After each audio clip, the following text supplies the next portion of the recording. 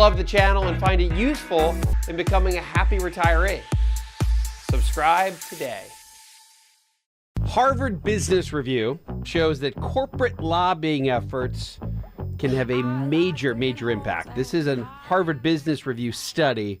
Case study shows that $1 spent on lobbying benefits or on lobbying activity, in this case, it was for tax breaks, returned for the companies involved in those lobbying efforts, $220. $1 ultimately ends up as $220 as profit. So money, it is money well spent for companies in Washington. Very clear that lobbying efforts can help earnings. But the problem here is that generally Wall Street analysts seem to have trouble figuring out when and how it will take place. That's why finding this group of companies is so compelling. So much turmoil in Washington this week. So, of course, you've got Rex Tillerson out for the week. The exit of Secretary of State Rex Tillerson out. We have the potential for new tariffs on Chinese goods, another subpoena on the Trump organization. So there's just there's so much happening in the hornet's nest that is the White House. None of this makes Wall Street all that comfortable for the week. The Dow down 1.5%, the S&P down about 1.25%. This coming week, though, we also are hearing from the Federal Reserve, which is most likely, it's not a 100% chance, but it is extraordinarily likely that you're going to see the Fed raise interest rates again, or at least for the first time this year, up to the range of 1.5 to 1.75. So we continue to see the Fed saying, hey, the economy's pretty good. It can handle higher interest rates. They don't need to be artificially and historically lower than they've ever been. So we can start normalizing where interest rates are in the world. The last caller that we just talked to said, hey, I have money sitting in cash doing nothing for my mom, and I want it to stay safe. So where do I put it? Well, you don't want it in a money market today, and many money markets are far behind the curve as far as giving you interest. Even though the Federal Reserve has raised interest rates, think about how banks now and investment firms make the spread. If they pay you 0.5% on your money market, but the Federal Reserve is effectively paying them 1.5%. That's how many of these big companies make money. It's this interest rate spread that banks and investment firms can make. So you've got to be proactive with your money.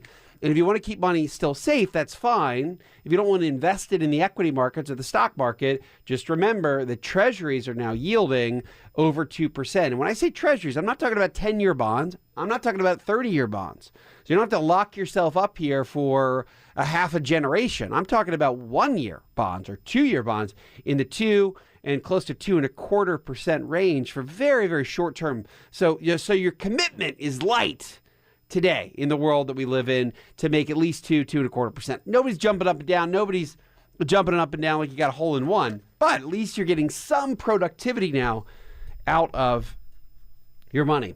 We're going to go back to the phones here in just a moment. But I want to continue on I want to continue on with lobbying and what these efforts will do potentially for companies. I just talked about this Harvard business study. It says that companies, in one study, they spent $1 to get back $220 in return. So the activity that they effectively pushed for, they got implemented in Washington, the regulation or legislation ultimately led to $220 worth of their own company profits. Very often, companies themselves are way ahead of the rest of the marketplace when it comes to how policy and regulation is going to impact their operations. Think about Amazon right now. I mean, there's no drones flying around except for kids that get these on birthdays, right? But in real life, we know drones will probably be a big part of the economy, the economic picture. I don't know if it's a year from now, 5 years from now, but at some point, companies like Amazon are going to be using drones to drop packages on your front yard. Who do you think cares about how drone activity gets regulated? Is it mom and dad who buy a drone for little Johnny for his birthday? No, they don't care. But think about how Amazon, if they can have the right legislation and the right regulations in place that are in line with what they want to do over the next decade, imagine how profitable that could help or profitable that could be to the core business. However, imagine if the drone legislation says, nope, no drones can come within 200 yards of a house. Well, it's going to make it pretty tough for Amazon to start delivering packages via drone. What are they going to do? Drop it from a parachute 3 football fields away and hope that it navigates to your house? You know what? Honestly, maybe they will. But it'll be a lot easier if regulations come out and say, hey, you can have this kind of drone that with this safety requirements that you can get within 20 feet of a house, and then you can start dropping packages on people's doorsteps. Just imagine how massive that business opportunity could be as long as the legislation is in their favor. And just imagine how much revenue that could kill if the legislation goes against them. See how important legislation can be towards companies, whether it's $1 spent equals $22 out the other side, or $1 spent equals $1,000 out the other side. It's case by case, but companies are the ones that know how to sniff this out. So as I continue on with this theme of where Washington meets Wall Street, if you go back and look at what Big Tobacco did, even is a good example back in the mid 2000s. These are companies, of course, that that were struck with these waves of class action lawsuits.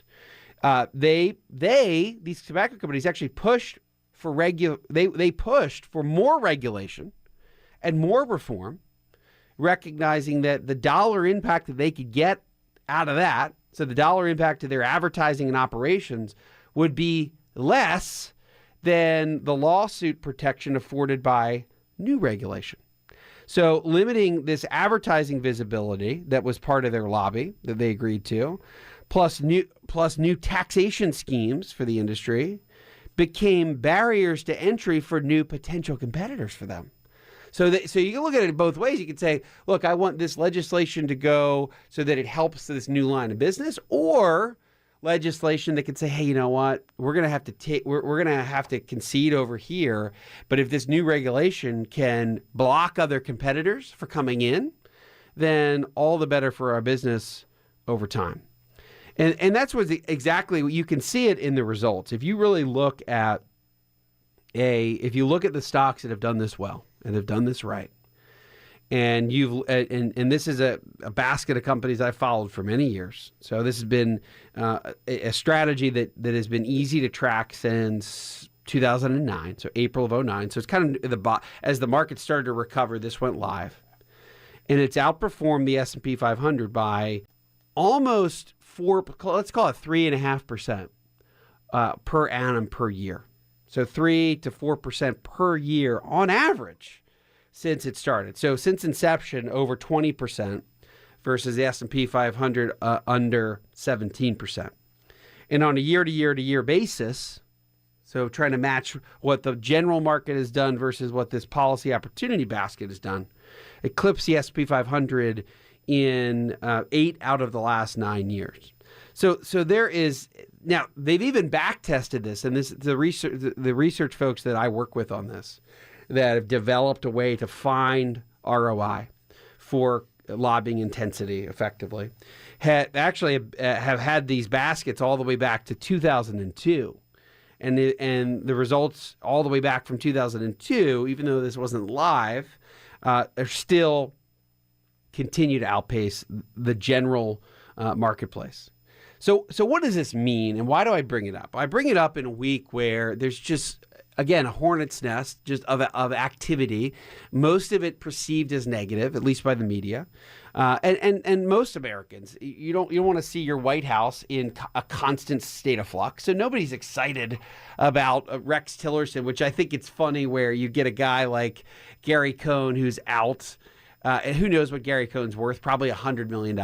Who knows what Rex Tillerson, who's the CEO or chairman of Exxon for how many years?